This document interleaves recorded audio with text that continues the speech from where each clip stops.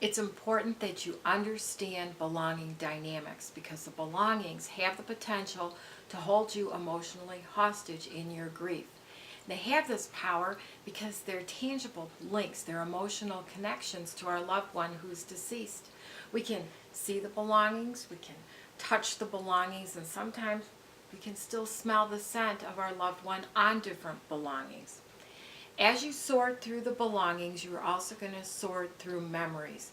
Good memories, bad memories, and maybe memories that make you feel angry. This is all normal. This is all part of doing the work of grief. And because we all grieve differently, we all approach this task differently. After my first husband, Donald, died, I was acting out in my anger, and I gathered up different clothing articles and hunting equipment that he had, and I hauled it all down to the curb. I was going through his belongings at a rapid rate. What I didn't think about was how that was impacting my children.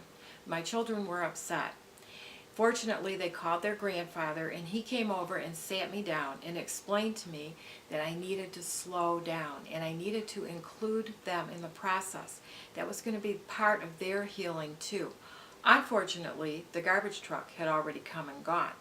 So for the next 2 years, as my son worked through his grief anger, he was always quick to remind me that I had thrown out items that he wanted to keep. And as a parent, of course, you feel guilty, and I just remind myself that I was not in my right state of mind. I was grieving, but I don't want you to make that mistake with your children. We've had people come to different groups too, support groups, and they admit that they've taken the belongings and piled them up in the backyard and burned them. If that thought's going through your mind, resist the temptation, because later they were sorry. They wish they had kept this item or that item.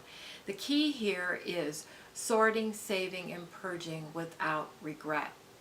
And the good thing is, unless circumstances dictate otherwise, you don't have to start and complete this task in the next day or the next month or even in the next 6 months. You have time.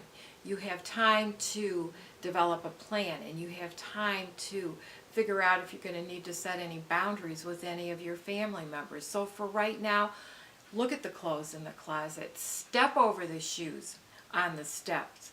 It's okay. There's just a good rule of thumb that if you get to be a year or more out from the death date and you find that you haven't touched any of the belongings, that's an indication that you might be stuck.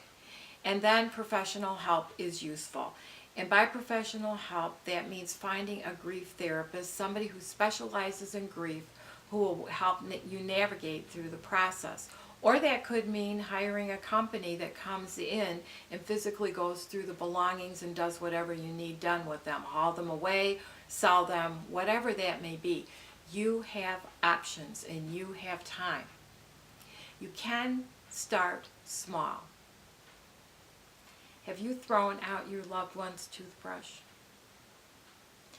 Take the toothbrush and hold it and say goodbye to it. Say goodbye to your loved one, and you may feel like you're throwing out your loved one when you do this, and that's normal. But say goodbye to it and then dispose of it, throw it out. And if you need to retrieve it out of the garbage and say goodbye to it 20 times or 30 times, that's okay. That's fine. That's part of doing your grief work, and then throw it out. And when you're done, I want you to acknowledge just how hard you have worked, because this is the hard work of grief.